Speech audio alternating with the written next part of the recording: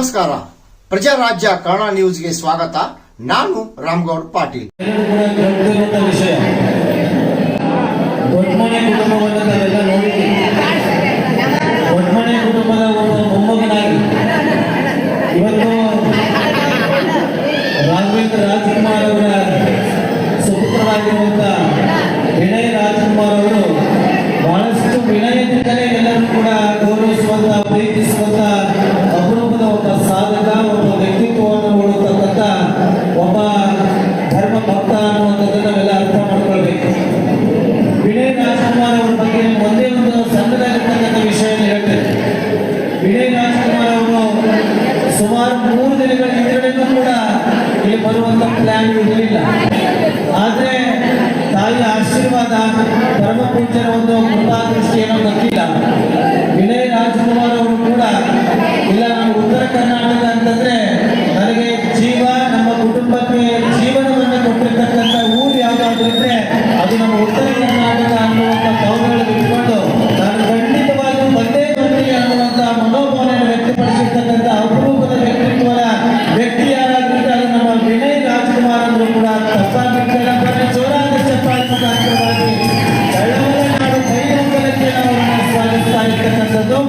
ಅದರ ಜೊತೆಗೆ ಸಹೋದರಿಯಾಗಿರುವಂಥ ಮೇಘಾ ಶೆಟ್ಟಿ ಅವರು, ಯಾಕೆಂದ್ರೆ ಮೇಘಾ ಶೆಟ್ಟಿ ಅವರನ್ನ ಕಳಿಸ್ಬೇಕು ಅಂತ ನನಗಂತೂ ಗೊತ್ತಿರಲಿಲ್ಲ.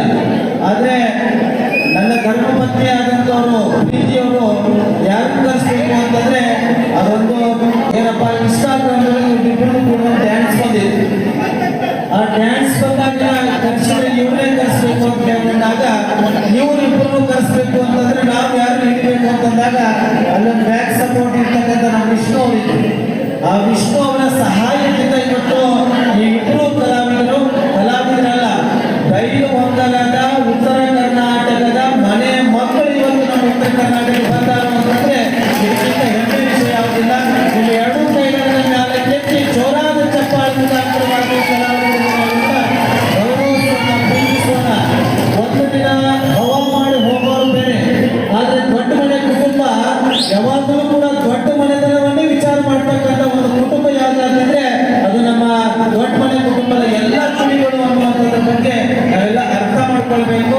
ಅವರನ್ನು ಉದ್ದೇಶಿಸಿ ಪರಮ ಪೂಜ್ಯರಾಗಿರುವಂತಹ ಹುಕ್ಕೇರಿಯ ಚಂದ್ರಶೇಖರ ಶಿವಾಚಾರ್ಯ ಮಹಾಸ್ವಾಮೀಜಿಯವರು ಅವರಿಗೆ ಆಶೀರ್ವಾದ ಮತ್ತು ಆಶೀರ್ವಾದ ನುಡಿಗಳನ್ನು ಸಮರ್ಪಣೆ ಮಾಡಬೇಕು ಅಂತ ತಿಳ್ಕೊಂಡು ಕೇಳ್ತಾ ಇದ್ದಾರೆ. ಬಹುಶಃ ನಮ್ಮ ಕಣ್ಮುಂದೆ ಡಾಕ್ಟರ್ ರಾಜ್ಕುಮಾರ್ ಅವರು, ರಾಘವೇಂದ್ರ ರಾಜ್ಕುಮಾರ್ ಅವರು, ಶಿವರಾಜ್ಕುಮಾರ್ ಅವರು, ಪುನೀತ್ ರಾಜ್ಕುಮಾರ್ ಅವರು ಬಹುಶಃಹ ಬಹಳಷ್ಟು ವಿನಯದಿಂದ ನಡ್ಕೊಂಡು ಈ ರಾಜ್ಕುಮಾರ್ ಮನೆತನಕ್ಕೆ ವಿನಯ್ ಬಹಳಷ್ಟು ಕಷ್ಟಪಟ್ಟು ಮುಂದೆ ಬರಬೇಕು ಅಂತ ಹೊಂದಿರುವಂಥ ಅಪರೂಪದ ಯುವಕ.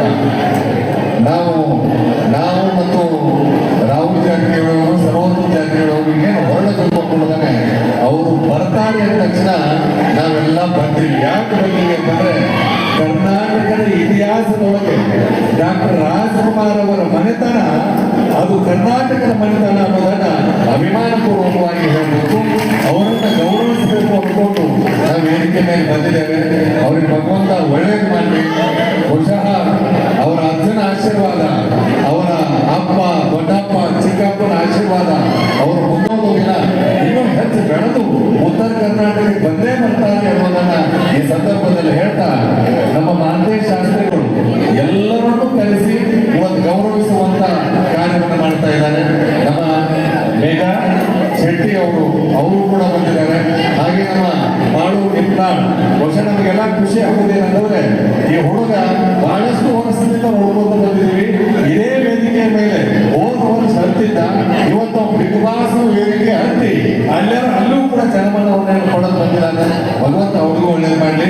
ಅವರನ್ನ ಗೌರವಿಸಿ ಆಶೀರ್ವಾದ ಮಾಡಿ ನಿಮ್ಮ ಮುಂದೆ ಅವರು ಮುಂದಿನ ಕಾರ್ಯಕ್ರಮವನ್ನು ಮಾಡ್ತಾರೆ ಅನ್ನೋದನ್ನು ಹೇಳ್ತಾ ನಿಮಗೆಲ್ಲರಿಗೂ ಶುಭವನ್ನು ಕೋರಿ ನನ್ನ ಮಾತಿಗೆ ವಿರಾಮ ಕೊಡ್ತಾ ಇದ್ದೇನೆ. ಜೈ ವಿಶ್ವ.